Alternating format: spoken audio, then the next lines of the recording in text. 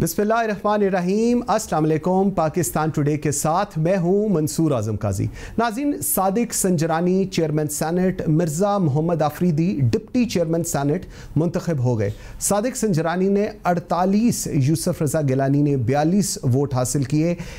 PDM के उम्मीदवार यूसुफ रज़ा गिलानी के 7 वोट मुस्तरद भी हुए हैं।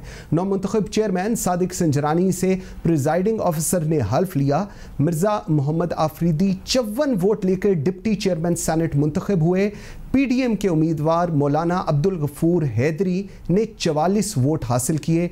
डिप्टी चेयरमैन सेनेट के लिए 61 के लिए कास्ट 98 वोटों में से कोई मुस्तरद नहीं हुआ। डिप्टी चेयरमैन सेनेट के लिए कास्ट 98 वोटों में से कोई वोट भी मुस्तरद नहीं हुआ, जबकि चेयरमैन की जब कास्टिंग हुई थी तो उसके अंदर 7 वोट जो थे वो रिजेक्ट हुए थे। नौमुंतखब deputy speaker senate deputy chairman senate Mirza Mohammad Afridi से सादिक संजरानी ने हल्फ भी ले लिया है। नाज़रीन, क्या हुआ सारे दिन में और चीज़ों को लेकर सुबह कैमरों से बात शुरू हुई। कल रात से इस्लामाबाद का जो दर्जा हरारत था वो काफ़ी गर्म था और लग ये रहा था कि हुकूमत और अपोजिशन दोनों अपनी तरफ से क्लेम कर रही थी। हुकूमत पहले भी कहती थी कि जी हमारे 48 ही लोग हैं और आज अपेरेंटली अगर बाय द बुक्स देखा जाए तो 48 लोग ही नज़र आते हैं। लेकिन ये 7 लोगों का क्या हुआ, उसके बाद ये तक कहा गया पीडीएम के रहनुमाओं की तरफ से कि हम इसको लेकर कोर्ट में जाएंगे, ये गलत हुआ है। लेकिन उसके फौरन बाद जब डिप्टी चेयरमैन सेनेट के इलेक्शंस के रिजल्ट आया तो that was actually a shocking for everyone. 54 vote लिए अफरीदी साहब ने और 44 वोट लिए गफूर हैदरी साहब ने। कोई वोट रिजेक्ट नहीं हुआ। इस सारी सिचुएशन पे बात करते हैं अपने आज के प्रोग्राम में मुझे ज्वाइन किया सेनेटर आयशा फारूक ने, पाकिस्तान मुस्लिम लीग नून को रिप्रेजेंट कर रहे हैं। सेनेटर मोहसिन अजीज़ पाकिस्तान तहरीक इंसाफ को रिप्रेजेंट करें और सेनेटर करीम ख्वाजा साहब पाकिस्तान पीपल्स पार्टी को रिप्रेजेंट करें। आयशा, मैं आपसे अगर बात का आगाज़ करूं, आज हुआ क्या? आप लोग पीडीएम तो बड़ी, आप लोग यू आर वेरी ऑप्टिमिस्टिक कि चीज़ें बहुत बेहतर होंगी, हम लोग लीड भी कर जाएंगे, चेयरमैन सेनेट भी हमारा होगा, डिप्टी चेयरमैन सेनेट मौलाना साहब की साइड से होगा। So all of a sudden ये क्या हो गया? जी बहुत अफसोस है। आज हमने देखा कि हमारी आला तरीन ऐवान में वोट को किस तरह से चोरी किया गया। मैं समझती हूँ ये हमारे मुल्क की बहुत बड़ी बदकिस्मती है कि कैसे हमारे पार्लियामेंट की आज तस्दीक हुई है। और हम 1-2 दिनों से देख रहे थे कि कैसे हमारे इलेक्शन को सेनेट में की निगरानी की जा रही है और चोरी करने की तैयारियां की गई हैं, जिसके लिए हमारे जो गवर्नमेंट के इंफॉर्मेशन मिनिस्टर हैं उन्होंने तो खुद ही ये कह दिया था कि हम हर हरबा इस्तेमाल करेंगे, we'll go to any extent कि ये इलेक्शन हम जीत सकें। और हमारे सेनेटर्स को फोन आ रहे थे, धमकियां दी जा रही थी। हमारे सेनेटर हाफिज अब्दुल करीम साहब ने उसकी बड़ी वजाहत डिटेल में दी थी। हमने ये भी देखा कि किस तरह पैसे लेकर इमरान खान साहब ने सेनेटर्स को खरीदा, उनको पहले टिकट दिया, फिर उनसे टिकट अपने पीटीआई की सूबाई क़यादत के नाराजगी के ऊपर वापस लिया और फिर कैसे अपने ही एमपीएस से उनको वोट दिलवा के जितवाया और फिर उनके गले में पीटीआई का स्कार्फ डाल के उनको पीटीआई का मेंबर बनाया गया। और फिर आज सुबह जो हुआ, इट इज अनप्रेसिडेंटेड। जिस तरह सीक्रेट खुफिया कैमरास और माइक्रोफोन पोलिंग बूथ के अंदर से निकले हैं, ये है हमारी शफाफियत। ये इतनी मुज़ायका खेज बात है। फिर जो हमने बाद में सुनी कि ऑपोजिशन मेंबर्स को इसका ब्लेम किया जा रहा है कि जी इन्होंने वहां पे प्लांट किए। मतलब कि किस किस्म के यहाँ पे एक्सक्यूजेज और राशनल और जस्टिफिकेशन दी जा रही है जब पूरा सेनेट सेक्रेटेरिएट हुकूमत के कंट्रोल में है, चेयरमैन सेनेट के कंट्रोल में है। तो बहुत ही अफसोस आज हुआ है जिस तरह से चोरी किया गया है।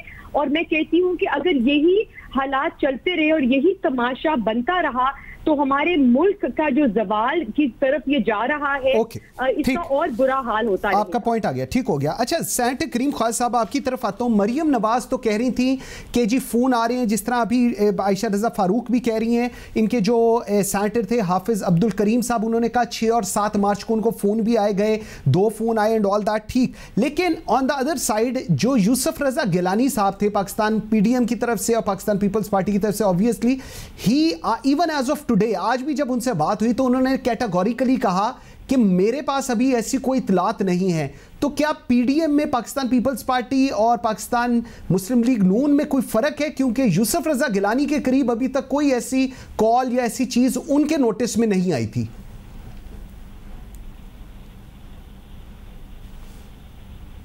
पॉलिटिकल वर्कर और एज अ पॉलिटिकल साइंटिस्ट और सोशल साइंटिस्ट समझता हूँ कि यूसुफ रजा गिलानी विक्टिम रहे हैं। उसका बेटा अगवा हुआ है और उसके बाद जो है उसकी पार्लियामेंट की एक बहुत बड़ी मशहूर स्पीच है जिसमें उन्होंने कहा था कि वो किसके वीज़ा के तहत यहाँ ठहरे हुए हैं। तो वो तो विक्टिम है, वो किस तरह कहेंगे कि चीज़ें मैनेज हुई हैं? मैनेज तो हुई हैं और बहुत बुरी तरह मैनेज हुई हैं और आने वाले दिनों में चीज़ें अनफोल्ड होंगी। देखें, असल मसला ये है काजी भाई कि नेशनल असेंबली और सेनेट को मैनेजेबल, उनको डिसफंक्शनल करना है।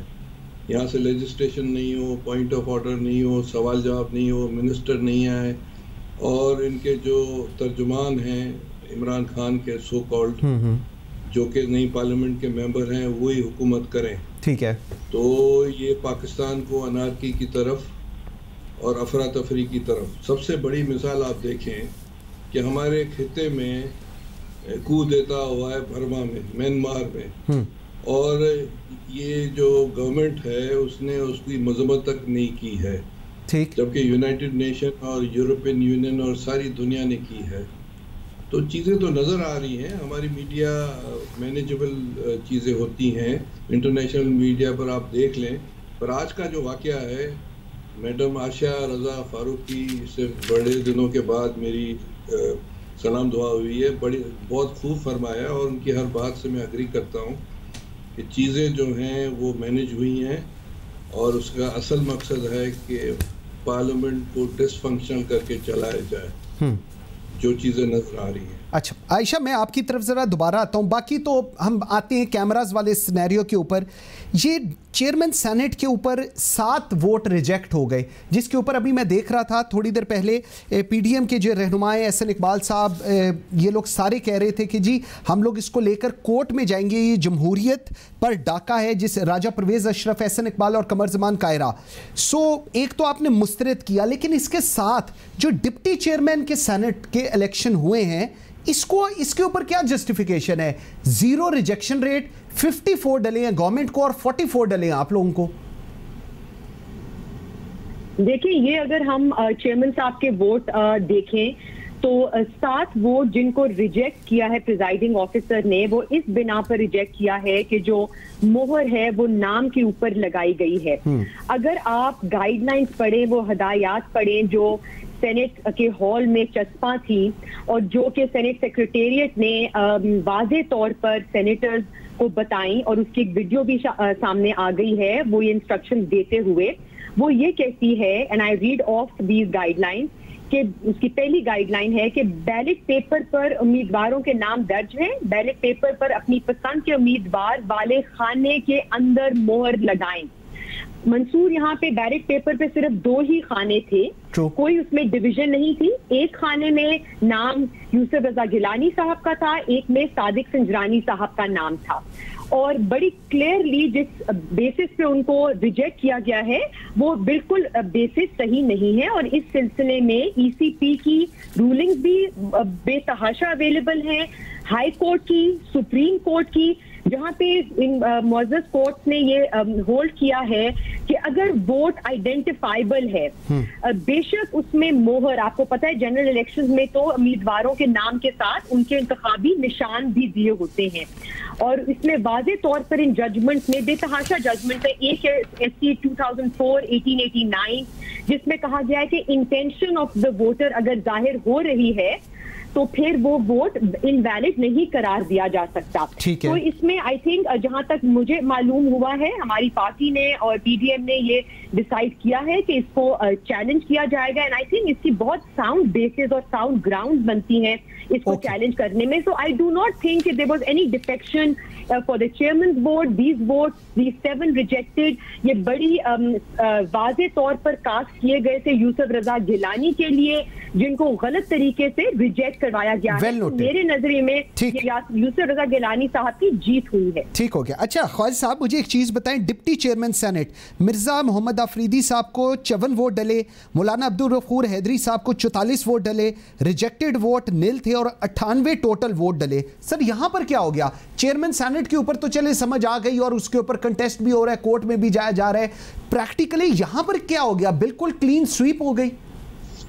देखें, इससे तो चोरी वाज़े तौर पे पकड़ी जा सकती है और ये एक प्लान के तहत उसको मिर्ज़ा मोहम्मद अफरीदी का, जहाँ तक हमें पता है कि वो 2018 में मुस्लिम लीग नून के पार्लिमानी पार्टी के मेंबर थे और वो टेपर करके गए हैं पीटीआई में। तो ये भी अदालत में चैलेंजेबल बात है। हो सकता है कि हमारे नून वाले दोस्त इसको चैलेंज करें तो ये डीसीट हो सकते हैं, क्योंकि ये इनका वो सेनेट सेक्रेटरीट में सारा रिकॉर्ड मौजूद है।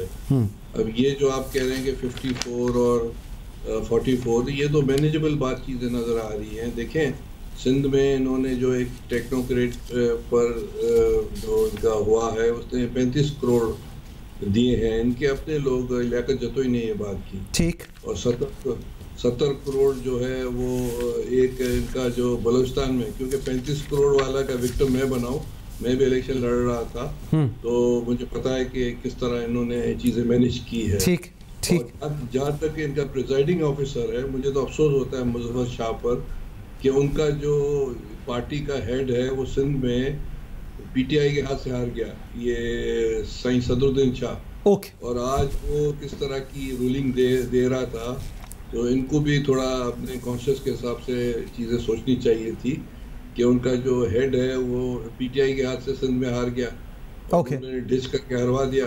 ठीक। और वही उसका प्रिजाइडिंग ऑफिसर जो है पीटीआई की फेवर कर रहा था, गवर्नमेंट की फेवर कर रहा था। तो मैं क्या कह सकता हूँ, ये पार्टी पर मैं क्या तबसरा, इन लोगों पर क्या तबसरा करूं? आयशा से पूछते हैं जी, आयशा से इस पे तबसरा लेते हैं। आयशा, मुझे एक चीज़ बताएं, अब ये सारा सिनेरियो हो गया, लॉन्ग मार्च की भी बात शुरू हुई है, लॉन्ग मार्च पे भी आप लोगों ने आना है। लॉन्ग मार्च के अंदर सबसे ज़्यादा स्टेक की अगर मैं बात करूं तो वो JUIF मौलाना साहब का है। सो अब आप लोगों का लॉन्ग मार्च को लेकर क्या लाहे अमल होगा? बिकॉज सिचुएशन अपर हाउस के अंदर तो बिल्कुल गवर्नमेंट के हक में चली गई है। देखिए, लॉन्ग मार्च करना क्या जो मकसद था वो कोई सेनेट की इलेक्शन जीतना नहीं था। जो हमारा मकसद है PDM का इज मच लार्जर, वो है वोट को इज्जत देना, वो है अवाम की मैंडेट का रिस्पेक्ट करना, वो है रूल ऑफ लॉ और जो हमारे आईन की जो शिकें हैं उनकी रिस्पेक्ट करना।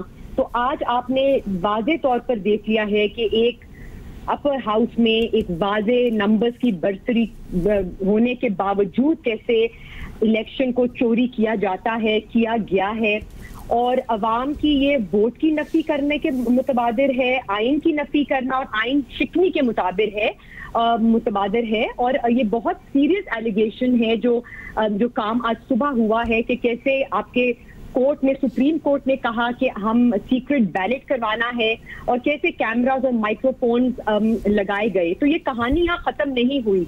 आई होप कि जो ये इन्होंने कमेटी बनाई है, तश्कील की गई है, ये प्रॉपर तरीके से इन्वेस्टिगेशन करेगी।